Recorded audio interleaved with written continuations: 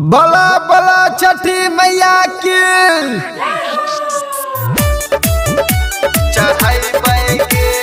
आप सुन रहे हैं प्रवीण प्यारे लाल की आवाज में। Presented by BM recording studio Alamnagar Madhepura.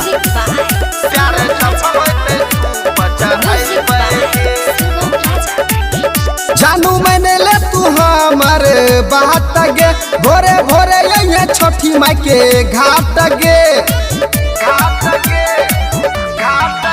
जानू मैंने ले तू हमारे बात गे भोरे भोरे ये छठी माई के घाट गे दोनों मिली जुली यारा जी लगाए बैगे प्यार सफल होते सूप चढ़ाए बैगे दोनों मिली जुली यारा जी लगाए बैगे प्यार सफल होते सूप चढ़ाए बैगे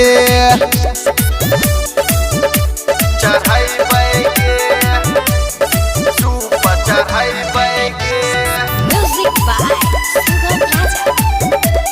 music by Sugam Raja. Mix by Balbhadra Singh.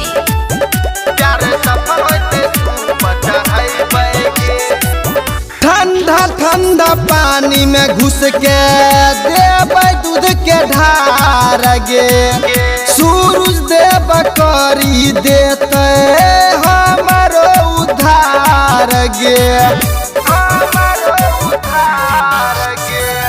ठंडा ठंडा पानी में घुस के देव दूध के ढार गे सूरज देव करी देते हमारो उधार गे छोरिया छुरा छुरी छोड़बे हम बोहम गे छठी मैया हरी लेते सब गहम गे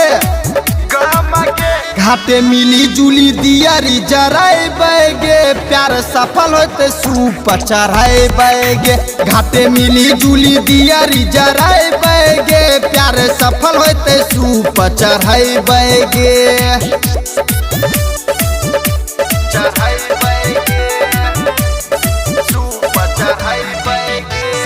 music by Sugam Raja. Music by Sugam Raja. Presented by BM recording studio Alamnagar Madhepura. Writer Raju Bansi कहो बात ले तुमान गे इहे साल पूरा होई तो सब यार मान गे